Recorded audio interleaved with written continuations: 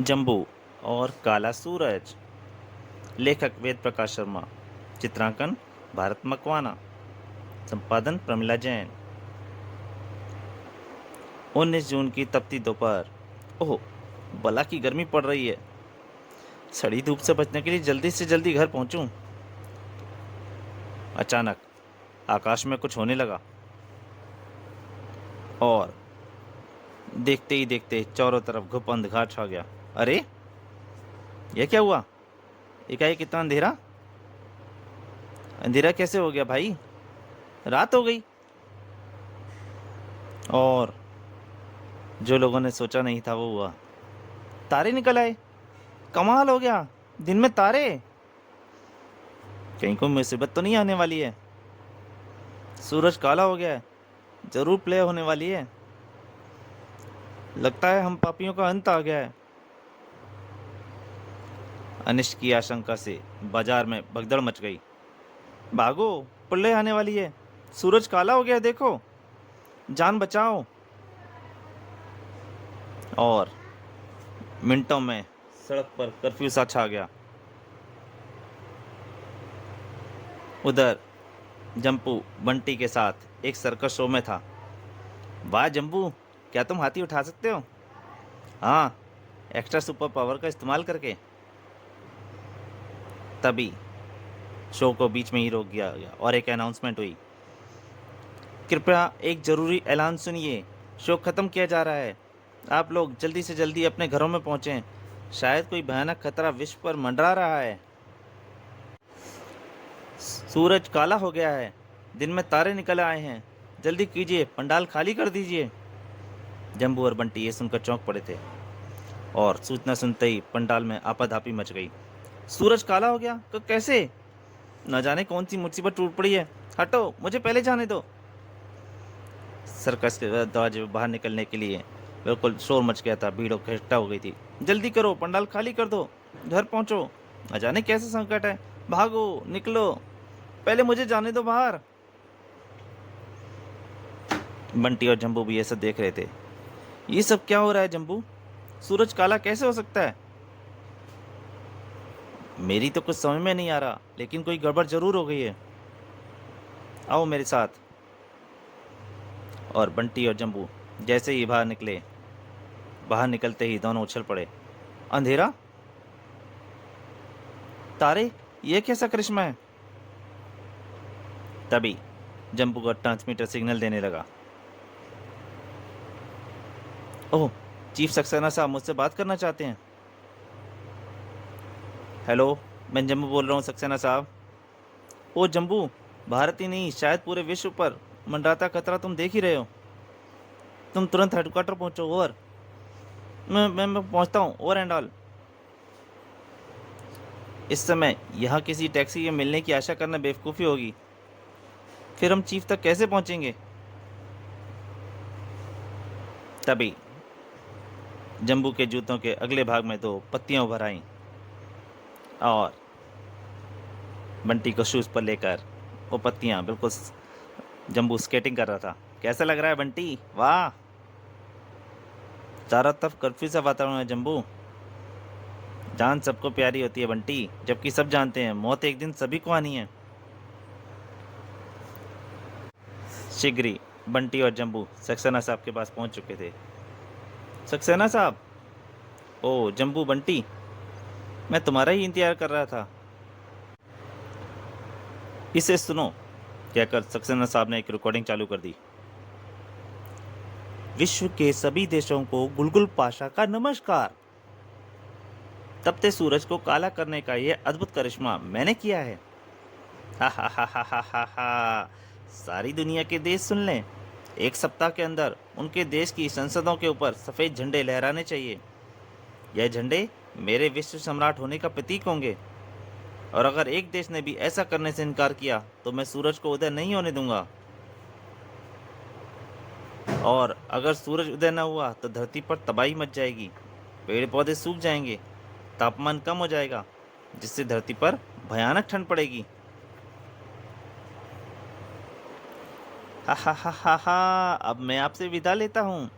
कुछ देर बाद फिर मुलाकात होगी। धन्यवाद। हा हा हा हा हा कहकर वो रिकॉर्डिंग बंद हो गई और सक्सेना साहब ने उस रिकॉर्डिंग को बंद किया।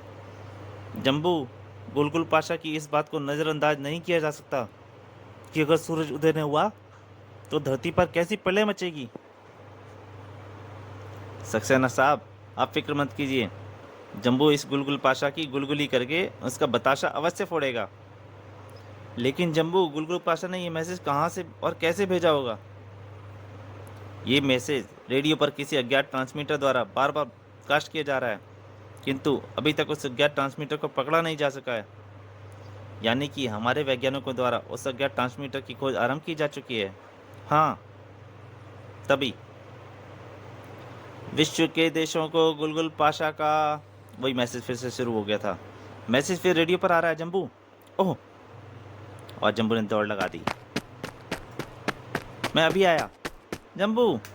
अरे जम्बू कहाँ जा रहा है? पर जम्बू दौड़े जा रहा था। जम्बू जल्दी छत पर रेडियो एंटीना के पास पहुंच गया। वह रहा रेडियो एंटीना। ओह! यंत्र के मीटर की सुई उत्तर की ओर 30 तक घूम गई है। जम्बू, तुम एकाएक भाग क्यों आए थे? मैं उस अज्ञात रेडियो स्टेशन की दूरी पकड़ने की चेष्टा कर रहा था बंटी। मेरे यंत्र ने यह दूरी उत्तर की ओर 30 मील बताई है। इसका मतलब वह अज्ञात रेडियो स्टेशन उत्तर की ओर 30 मील की दूरी पर स्थित है और अपराधी भारत में है। मैंने रेडियो स्टेशन 30 मील की दूरी पर होने की बात कही है सक्सेना साहब। यह नहीं कहा कि गुलगुल पाशा का अड्डा भी 30 मील की दूरी पर ही है। बंटी, मैं उस अज्ञात रेडियो स्टेशन की कबाड़ी स्टेशन बनाने जा रहा हूँ। सक्सेना साहब तुम्हें घर पहुँचा देंगे। लेकिन जम्बू! तब तक जम्बू अपने जिस्म को गुरुत्वाकर्षण शक्ति की मुक्त कर चुका था। परिणाम स्वरूप वह रुई के गोले की तरह नीचे जाने लगा। जम्बू नीचे कूद गया। काम खतरे का है बंटी, इसलिए जम्बू तुम्हें साथ नहीं ले गया। आखिर तुम ही हो तो बच्चे ही ना, मैं तुम्हें घर छोड़ दूं? हो? बंटी गुस्सा हो गया था। आप ये कष्ट ना करें अंकल, मैं बच्चा ही सही मगर अकेला घर जा सकता हूँ, शुक्रिया, कहकर बंटी ने गुस्से में दौड़ लगा दी। अरे मगर सुनो बंटी! सक्सेना साहब चिल्लाते रह गए, परंतु बंटी गुस्से में था। मुझे बच्चा समझते हैं? बंटी गुस्से में ये भी नहीं देख पाया कि वहाँ पे एक कार तैयार खड़ी थी। जैसे ही बंटी उसके पास पहुँचा, अचानक कुछ पल तूफान सा दिखाई दिया। ओ ये क्या! उन्होंने जल्दी से बंटी को पकड़ लिया। चलो भीतर। उफ आ! और बंटी के मुंह पर उन्होंने क्लोरोफॉर्म लगा दिया। कौन हो तुम? छोड़ो! छी छोड़ो! और बंटी बेहोश हो चुका था। ये बेहोश हो गया है, कार दौड़ाओ जल्दी।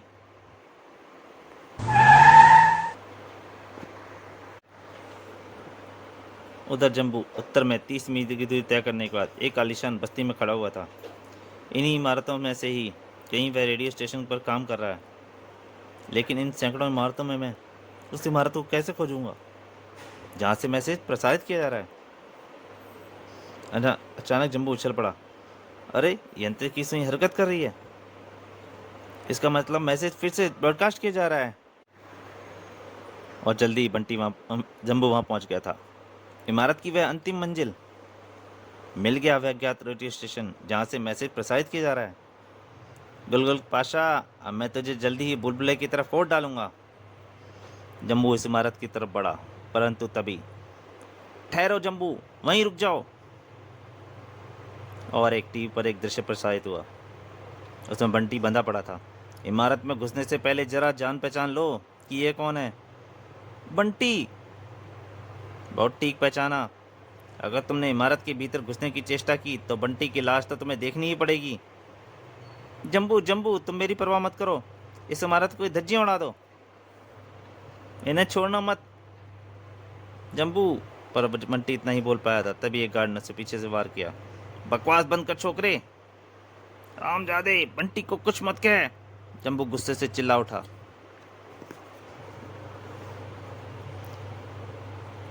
माना, सामने सड़क पर जाकर खड़े हो जाओ और जब तक सभी देश सफ़ेद झंडा फहरा नहीं देते वहीं खड़े रहो। ध्यान रहे, हम तुम्हारी सांस की आवाज़ भी सुन सकते हैं, इसलिए किसी की कुछ कहने की गलती मत कर बैठना। ठीक है, मैं ऐसा ही करता हूँ। लेकिन और बंटी को खरोंच भी आई तो मैं तुम्हें ढूंढ कर तुम्हारे सिर पर इतने जूते बरसाऊंगा, तुम्हारी 7 पुश्तें गंजी पैदा होंगी। बेचारा जम्बू, सड़क पर जाकर खड़े होने के सिवा इसके पास फिलहाल कोई दूसरा चारा नहीं था। ओ ना जाने बंटी इनके हाथ कैसे लग गया। मैं तो सक्सेना साहब के संरक्षण में छोड़कर आया था उसे। लेकिन अब क्या करूं? मेरा इमारत में घुसकर रेडियो स्टेशन ध्वस्त करना अवश्य है, बहुत आवश्यक है। और अगर मैंने भीतर घुसने की चेष्टा की तो लोग बंटी को ताक धिन कर डालेंगे। इधर जम्बू चक्कर में था, उधर विश्व की सरकारों की नींद उड़ी हुई थी। यह संकट मामूली नहीं है, पूरा विश्व इस समय अंधकार में डूबा है। संयुक्त राष्ट्रों की आपातकाल बैठक में बैंक में विश्व के लगभग प्रत्येक देश का कोई ना कोई विशिष्ट व्यक्ति उपस्थित था। लेकिन समस्या यह है कि क्या किया जाए। हम में से कोई भी यह नहीं जानता कि गुलगुल पाशा दुनिया के किस कोने में बैठा है। तो क्या हम सब हार मान लें और उसकी अधीनता स्वीकार कर लें? असंभव, कभी नहीं। जब तक गुलगुल पाशा का पता नहीं लग जाता तब तक कुछ नहीं किया जा सकता। अतः पहले गुलगुल पाशा का पता लगाया जाए, वह भी केवल इन्हीं 5 दिनों में। भारत के मंत्री महोदय ठीक कह रहे हैं, लेकिन सवाल फिर भी यही है कि गुलगुल पाशा का पता कैसे लगे। भारत में एक नाम मैंने बहुत सुना है, वही की कुछ कर सकता है। कौन? जम्बू। सब एक साथ बोल पड़े, जम्बू जम्बू जम्बू। जम्बू के नाम पे इधर सहमति हो रही थी और इधर जम्बू पहले से ही। आइडिया, वाह जम्बू प्यारे, तेरी खोपड़ी चूम लेने को दिल कर रहा है। क्या योजना बनी है? जरा वह ट्रैक और कुछ निकट आ लगे। एक टिकट आ रहा था। ना जाने ये अंधेरा कब खत्म होगा और इस सड़क पर कौन खड़ा है। खैर मुझे क्या। अब फिर जैसे ही ट्रक उसके आगे से गुजरा, अब असली जम्बू तो हुआ चंपत और यहाँ खड़ा दिखेगा जम्बू का प्रतिबिंब। पलक झपकने से पूर्व जम्बू उस गटर के ढक्कन में समा गया था। तो दोस्तों,